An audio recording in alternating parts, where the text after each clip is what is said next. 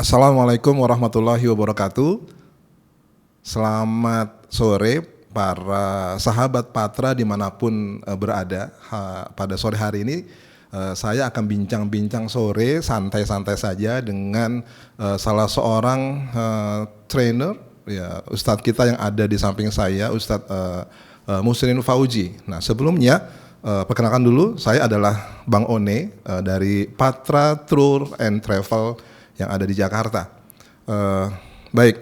Sebelumnya saya ingin memberikan mengenalkan beliau. Beliau adalah Ustadz Musrin Fauji. Ini adalah seorang Ustadz yang sudah menuntaskan studi S1-nya di Universitas Islam Madinah tahun 96 dan juga menuntaskan magisternya di salah satu kampus yang ada di Jakarta.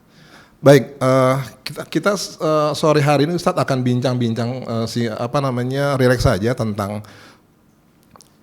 kehidupan kali ya Ustadz ya. Tentang kehidupan seperti apa kira-kira Ustadz, kalau kita lihat dunia kalau kita lihat dari manusia modern sekarang ini kan kelihatan kita itu seperti dikejar-kejar oleh target, kita seperti dikejar-kejar oleh banyak hal gitu sehingga membuat kita jadi tegang, jadi kaku, jadi penuh dengan penderitaan hidup dan seterusnya. Mungkin Ustadz ada kira-kira gimana gambarannya tentang rileks ini Ustadz? Ada survei di Republika tapi cukup lama ya, 2012. Itu udah sekitar 10 tahun yang lalu ya. Okay. Kalau nggak 2012, 2014 di tahun itulah bahwa 50% warga Jakarta itu stres. 50% warga Jakarta stres. Jabodetabek ya. Jabodetabek. Wah, seru ini Ustaz. Zaman itu aja udah stres, gimana zaman sekarang ya? Wow. Saya pikir jauh lebih stres. Nah, tingkat kebahagiaan juga bergeser kan. Jakarta bukan tempat yang paling bahagia. Kalau nggak salah terakhir yang paling bahagia itu Semarang. Dulu Jogja. Ini hanya data-data kecil ya. Okay. Tapi intinya bahwa konsep hidup yang perlu kita teguhkan itu namanya bahagia. Hidup itu harus bahagia. Hidup harus bahagia. Ya, apapun yang terjadi harus bahagia. Allah yang tegaskan. Qul bi fadlillahi wa bi rahmatihi fabidzalika falyafrahu huwa khairum mimma yajma'un. Katakan dengan rahmat dan karunia-Nya, maka berbahagialah.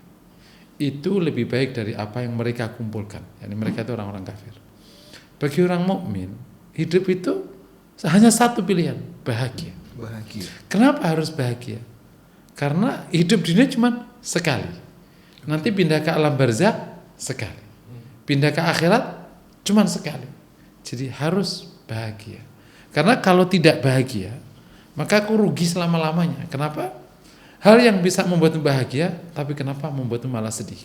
Nah, kabar buruknya atas nama pencapaian masyarakat modern atau bahkan masyarakat abad 21 atas nama pencapaian justru mengurangi tingkat kebahagiaan.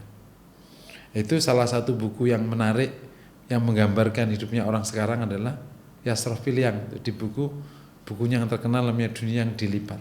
Itu tentang apa? Bicara tentang apa buku keren itu? Itu buku budaya sebenarnya. Buku budaya. Dia itu sebenarnya dosen mesin, tapi buku bicara tentang budaya. Dosen teknik mesin, tapi bercerita tentang budaya. Saya juga belum terlalu kenal beliaunya, cuman saya tertarik sama bukunya. Beliau menggambarkan masyarakat abad 21 itu bagai hidup yang ada di Kemendikbud gitu. Sehingga saya buat lagu itu masalah itu. Apa lagunya? Ya. Hidup bagaikan angin gitu. Dan seterusnya nanti ada. Oke. Nah, Kemendikbud itu kan diputar-putar terus. Iya. Diputar. Kita nggak pernah bisa berhenti kecuali kita turun. Selama kau ada di Kemendikbud itu, maka selama itu pula kau diputar terus. Bayangkan ya, kita yang ada di Jakarta sekitarnya ya, terutama di kota-kota besar. Berangkat jam setengah 6. Jam setengah 6. Nah, jam sekarang 7. sudah mulai offline ya. Iya. Setengah 6. Pulang jam 5 dari kantor, sampai rumah bisa jam 9, jam 10 malam. Jam 10. Itu kalau jam 5. Kalau pulang dari kantornya jam 8. Iya. Jam 8. Bahkan sekarang saat di rumah saya itu sekarang kalau keluar dari rumah itu sudah macet. Nah, iya, keluar kan? Gang rumah saya sudah macet. Langsung macet. Iya kan. Terus kemudian sampai rumah langsung tidur. Oke. Besok bangun lagi. Begitulah hidup Anda terus. Tiba-tiba umur 40 ya kan. Iya. Benar enggak kira-kira Pak? Betul banget. 40. Betul banget. Terus tiba-tiba ubanan. Dan kita nggak pernah bisa merasakan setiap tetes kenikmatan yang Allah berikan. Itu kayaknya saya banget ya, Ustaz. Saya banget kayaknya itu kalau bicara masalah. Banget, ya. Hidup bagi dikejar-kejar Israel gitu. Terus. Dan kita nggak pernah tahu kenapa kita lakukan itu gitu. Salah satu ungkapan beberapa budayawan sekarang itu menggambarkan kita ada di masa di mana kita akhirnya bersaing, tapi kita nggak pernah tahu kita ini bersaing sama siapa. Gitu. Makanya kalau ada di jalan raya, ya, bisa nggak kita berjalan pelan, rileks? Gitu. Biasanya nggak bisa. Diklaksonin dari belakang. Iya. Terpaksa kalian ikut cepat. Iya. Akhirnya nyalip. Iya. Yang kiri nyalip, ikut nyalip. Kita terpaksa ikut saling menyalip karena kalau tidak nyalip, kamu diklakson orang dari belakang. Jadi itu namanya kita akhirnya bersaing, bahkan nggak tahu siapa lawan kita sebenarnya. Tiba-tiba kita pokoknya harus bersaing, semuanya cepat, semuanya tidak boleh berhenti, tidak boleh ada kesempatan untuk rileks, nggak boleh ada kesempatan istirahat.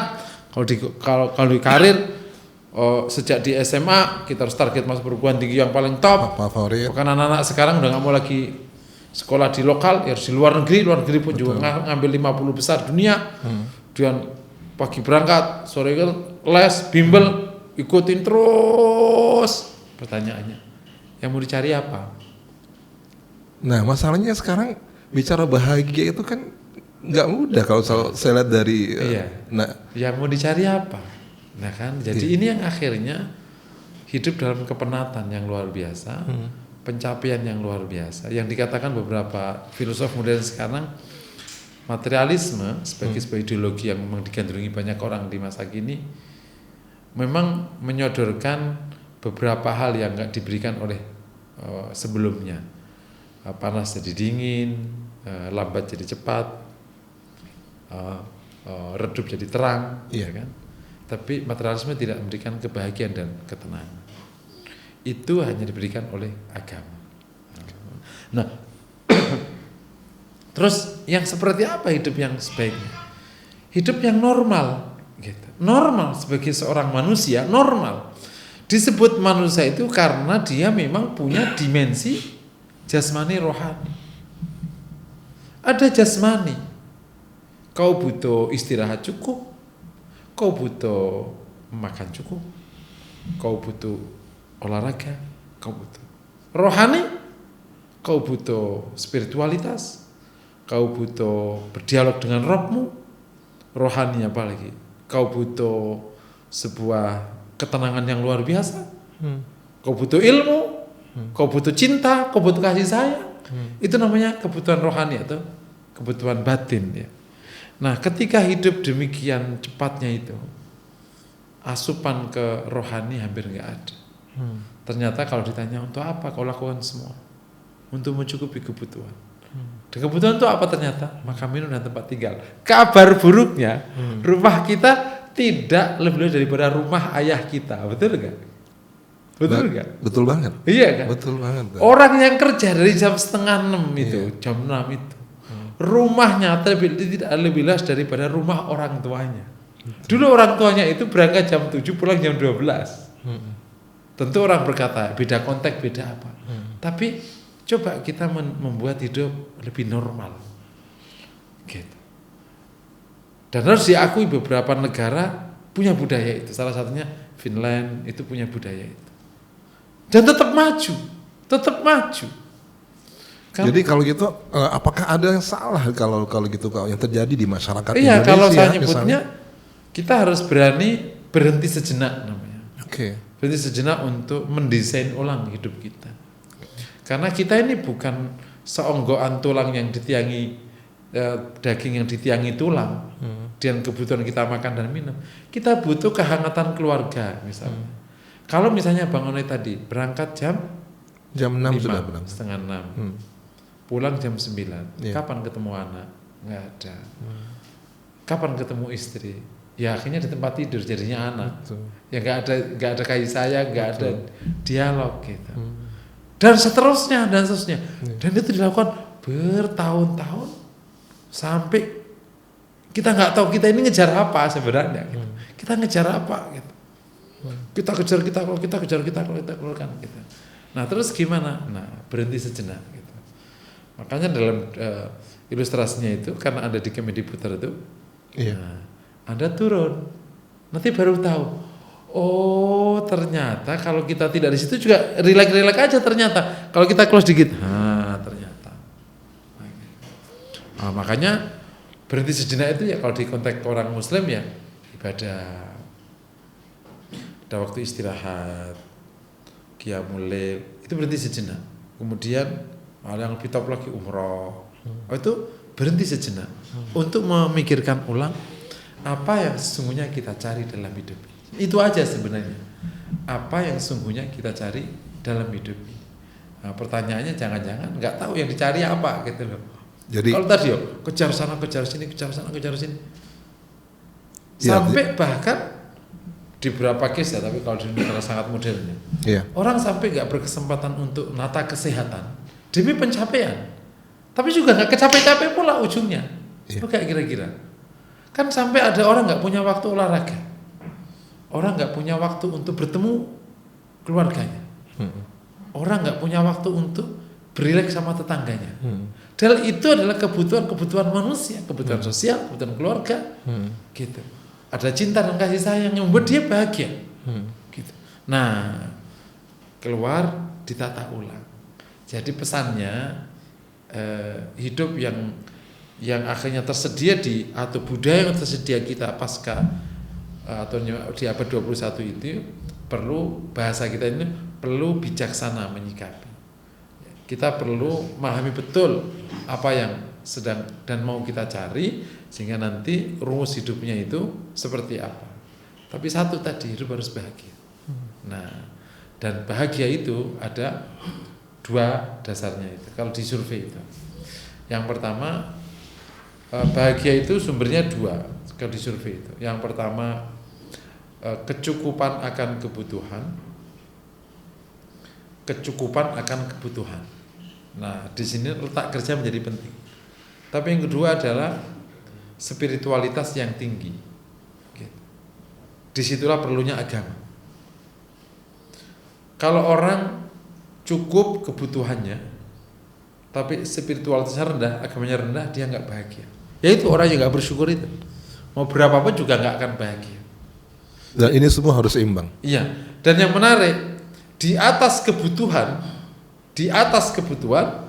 maka kelebihan income tidak selalu punya hubungan positif dengan kebahagiaan. Misalnya orang kebutuhannya 10 juta, dia punya income 30 juta, 20 juta itu nggak serta-merta membuat dia lebih bahagia, nggak serta-merta. Nah, jadi supaya orang bahagia perlu cukup kebutuhannya, mencukupi kebutuhannya, dan perlu memiliki spiritualitas yang sangat baik. Kalau orang agamanya baik, spiritualitas baik kan berarti hubungan sama Allah baik, sama keluarga baik, maka kecukupan kebutuhan menjadi pelengkap akan kebahagiaan. Nah, hari ini yang dikejar orang adalah ingin mencukupi kebutuhan. Faktanya ingin mengejar keinginan. Baik. Karena kabar buruk orang sekarang adalah nggak mampu membedakan antara kebutuhan dan keinginan.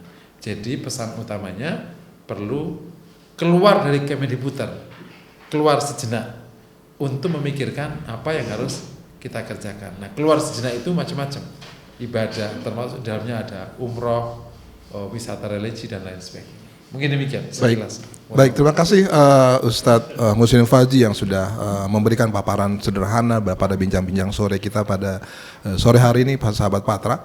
Jadi kalau kita bisa, banyak sekali hal-hal bisa kita simpulkan dari bincang-bincang sore pada hari ini.